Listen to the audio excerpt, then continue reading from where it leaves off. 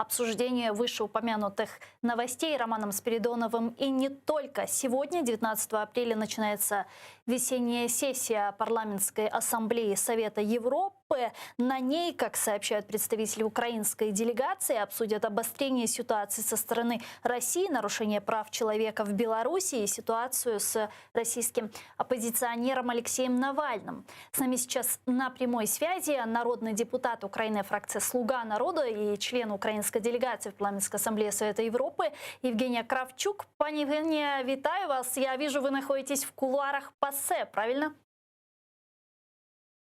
Так, зараз якраз в ці хвилини розпочинається виступ президента Молдови Майи Санду.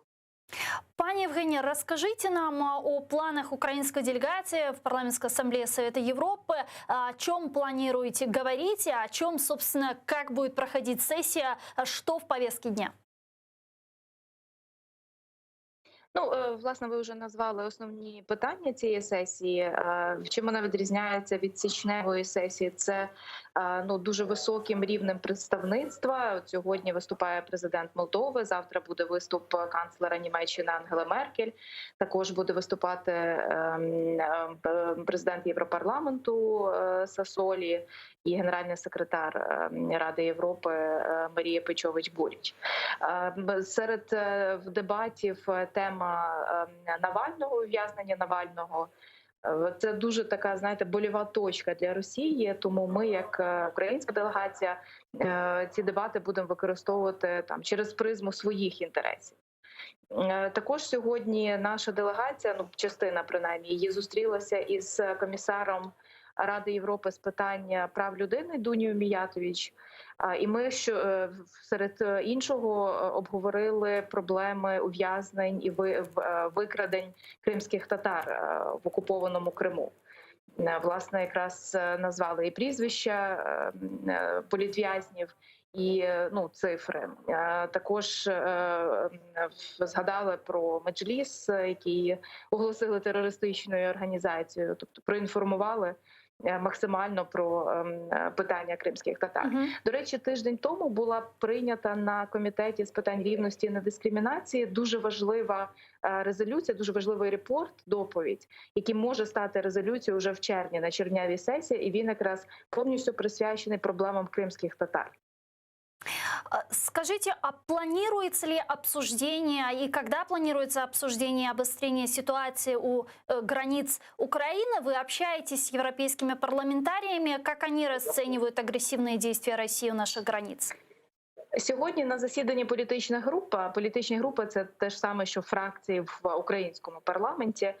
Ми, кожен із наших представників поставили питання загострення, і сьогодні вийде спільна заява деяких делегацій країн Балтії, Грузії, Румунії, Швеції, Польщі, які якраз засуджують оце загострення ситуації, ескалацію з боку Росії і Путіна.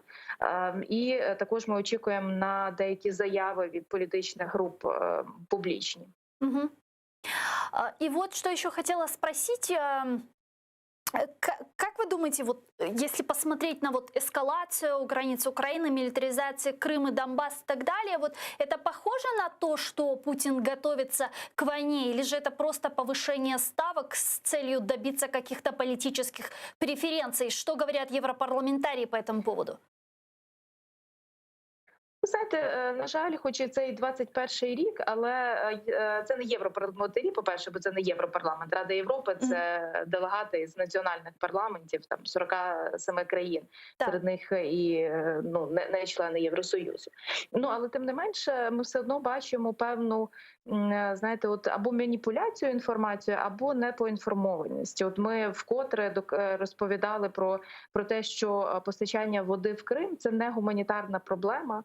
І ця вода потрібна окупантам не для кримчан, фактично, а для військових баз, для промисловості і так далі. Тому швидше Рада Європи – це такий майданчик обміну інформацією, і основне завдання все ж таки, бо це не НАТО, це не ОБСЄ, це про права людини. Тобто фактично Рада Європи була сформована після війни для того, щоб відстоювати права людей. І, на жаль, дуже часто представники парламентської асамблеї Ради Європи намагаються дистанціюватися від питань саме війни і миру, пояснюючи це тим, що ми тільки про права людей. Хоча під час військових конфліктів, під час воєн якраз найбільше права людей і порушуються. І це ми бачимо чітко в ситуації в Криму окупованому і окупованому Донбасі. А Российская Федерация продолжает поднимать вопрос воды в Крыму и под предлогом гуманитарной катастрофы, я правильно поняла?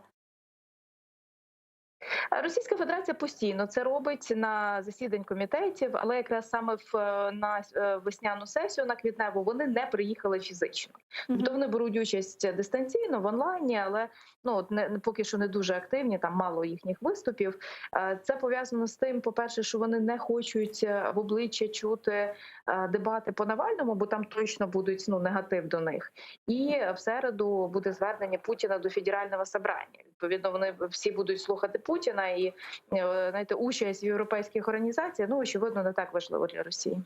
И последняя глава украинской делегации в парламентской ассамблее Мария Мезенцева сообщила о том, что будет поднимать вопрос крымской платформы. Поднимался ли уже этот вопрос? И насколько я знаю, в рамках ПАСЕ должна была быть создана неформальная группа крымской платформы. Создана ли она? Ми працюємо над цим з січня місяця, і вже 6 чи 7 делегацій підписались під Кримською платформою, тому ця робота триває. І ми продовжуємо зустрічі з національними делегаціями. От в нас сьогодні знову зустріч з турецькою делегацією, які якраз є одним із основних союзників загалом для України в питанні Кримської платформи. Тому ця робота ведеться. Я думаю, що кількість делегацій, які підтримують, вона зросте. Дуже дякуємо вам, пані Євгенія. Чоксал. У нас Євгенія Кравчук була з нами на прямому зв'язку. Народний депутат України, фракція «Слуга народу» и член украинской делегации в парламентской ассамблее Совета Европы. Напомню, сегодня началась весенняя сессия парламентской ассамблеи Совета Европы, как отметила Евгения Кравчук. На ней обсудят обострение ситуации со стороны России, нарушение прав человека в Беларуси, ситуацию с Россией.